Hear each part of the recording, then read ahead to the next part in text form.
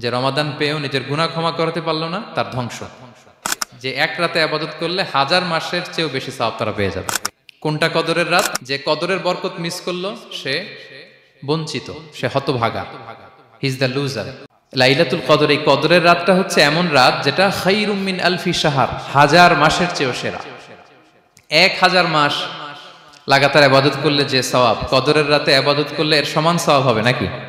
সমান হবে না। আল্লাহ তাআলা বলেছেন খায়রুম মিন আলফি শাহর, না, এর চেয়েও শ্রেষ্ঠ, এর চাইতেও বেশি। 1000 মাসে, অর্থাৎ 1000 মাসে হয় 83 বছর 4 মাস।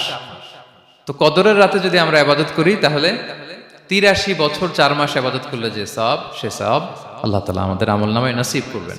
তো আমরা যেন এই কদরের রহমত বরকত থেকে যেন আমরা বঞ্চিত না হই। তো রাসূল সাল্লাল্লাহু আলাইহি ওয়াসাল্লামকে সান্ত্বনা দেওয়ার জন্য, যে হে নবী আপনি চিন্তিত হবেন না, বনি ইসরাইলের অনেক লোক 1000 বছর হায়াত পেয়েছে, শত শত বছর ইবাদত করেছে, জিহাদ করেছে, তারা হায়াত পেয়েছে বেশি কিন্তু তারা কদর পায়নি।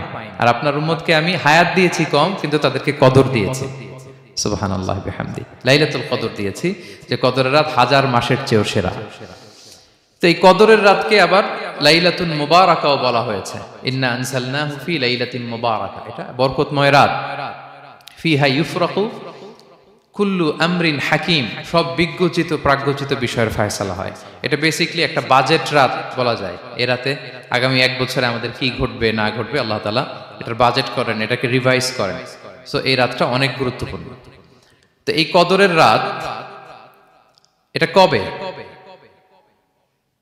এটা স্পেসিফিক ছিল, মানে সুনির্দিষ্ট ছিল। রাসূল সাল্লাল্লাহু আলাইহি ওয়াসাল্লাম আমাদেরকে জানাতে চেয়েছিলেন কবে, কিন্তু রাসূল সাল্লাল্লাহু আলাইহি ওয়াসাল্লাম জানাতে পারেননি। সহিহ বুখারীতে এসেছে যে রাসূল সাল্লাল্লাহু আলাইহি ওয়াসাল্লাম খারাজান নবী সাল্লাল্লাহু আলাইহি ওয়াসাল্লাম লিয়ুখবিরানা বিলাইলাতিল কদর। উবাদা ইবনে সামিত রাদিয়াল্লাহু তাআলা আনহু বলেন, রাসূল সাল্লাল্লাহু আলাইহি ওয়াসাল্লাম আমাদেরকে জানাতে বের হয়েছিলেন যে কবে কদরের রাতটা। ফাতালাহা রাজুলান মিনাল মুসলিমিন, হঠাৎ মুসলমানদের মধ্য থেকে দুইজন ঝগড়া লাগলো, তর্ক লাগলো আর কি। রাসূল সাল্লাল্লাহু আলাইহি ওয়াসাল্লাম হঠাৎ করে ওই ঝগড়ার দিকে খেয়াল করলেন, ওইদিকে খেয়াল করে ওই তারিখটার কথা তিনি ভুলে গেলেন। ফারুফিআত, রাসূল সাল্লাল্লাহু আলাইহি ওয়াসাল্লাম বললেন আমার হৃদয় থেকে, অন্তঃকরণ থেকে এটাকে উঠিয়ে নেওয়া হবে।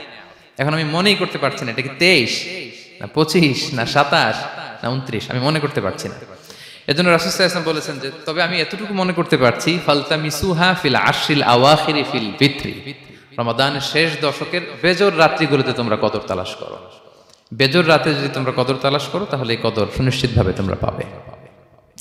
তো এই জন্য স্কলাররা সবসময় বলেন যে লাস্ট 10 days অফ রমাদান খুব গুরুত্বপূর্ণ, সবচেয়ে the cream time of Ramadan. I repeat, এটা রমাদানের একেবারে মাহেন্দ্রক্ষণ।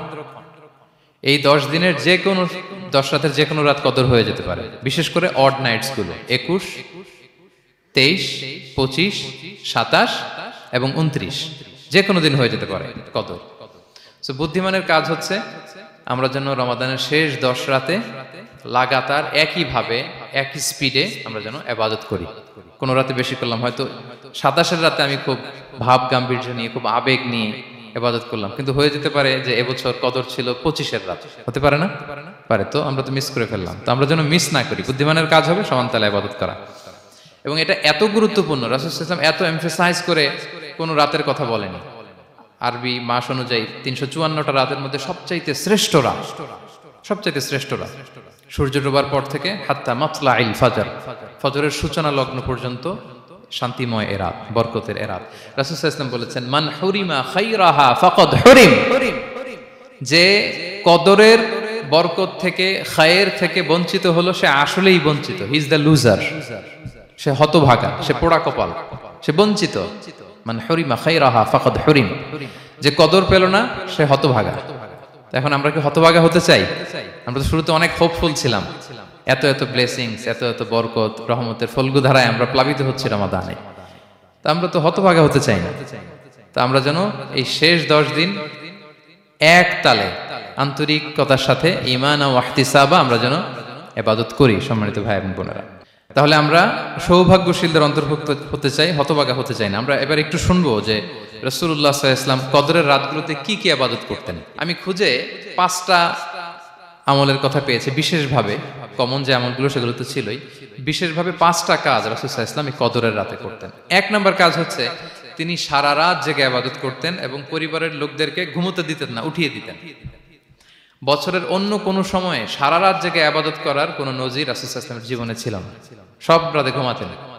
আমি জোহর বারুতে একটা কনভেনশনে the daily routine of prophet সাল্লাল্লাহু আলাইহি ওয়াসাল্লাম একটা আলোচনা করেছিলাম, যেখানে রাসূল সাল্লাল্লাহু আলাইহি ওয়াসাল্লামের দৈনন্দিন জীবনের রুটিন আলোচনা করেছিলাম। সেখানে আমরা বলেছি যে রাসূল সাল্লাল্লাহু আলাইহি ওয়াসাল্লামের দৈনন্দিন অভ্যাস ছিল তিনি এশার পরেই তাড়াতাড়ি ঘুমিয়ে পড়তেন আর মিড নাইটে উঠতেন। রাসূল সাল্লাল্লাহু আলাইহি ওয়াসাল্লামের কর্মদিবস শুরু হতো মিড নাইটে, আমাদের তো সকালে কারো আরো অনেক পরে শুরু হয়। রাসূল সাল্লাল্লাহু আলাইহি ওয়াসাল্লামের কর্মদিবস শুরু হতো বেসিক্যালি মিড নাইটে। এশার পরে কথাবার্তা না বলে আগে ঘুমোতে যেতেন, মিড নাইটে উঠতেন, কিন্তু ঘুমাতেন, ঘুম ছাড়া রাত কাটাতেন না। সারা বছরের এটা ছিল যে এশার পর পরে ঘুমোতে যেতেন, except the last 10 days of Ramadan. রমাদানের শেষ 10 রাতে রাসূল সাল্লাল্লাহু আলাইহি ওয়াসাল্লাম ঘুমাতেন না। এই 10 দিনের ব্যাপারেই পাওয়া যায় সারা রাত জেগে তিনি ইবাদত করতেন।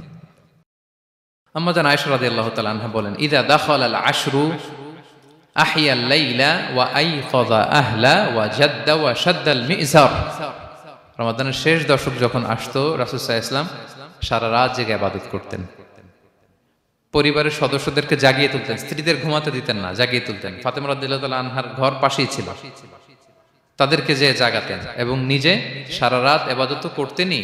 জাদ্দা ওয়া শাদ্দাল মিজার, খুবই বলিষ্ঠ ভাবে, খুব মজবুত ভাবে কোমরে গামছা বেঁধে নামার একটা এক্সপ্রেশন এখানে দেওয়া হয়েছে। মিজার, ইজহার মানে হচ্ছে বাংলা করলে হয় লুঙ্গি। লুঙ্গি আমরা যখন খুব শক্ত কোনো কাজ করতে যাই তখন তারা কি করে, খুব টাইট করে লুঙ্গিটা বাঁধে। তার মানে বোঝানো হচ্ছে রাসূল সাল্লাল্লাহু আলাইহি ওয়াসাল্লাম কোমরে ভালো করে লুঙ্গি বেঁধে বা গামছা বেঁধে আটকাট বেঁধে নামতেন শেষ 10 দিনের জন্য। এই সময় তিনি মানে কাউকে কেমন যেন চিনতেন না, সবসময় ইবাদতে মগ্ন থাকতেন।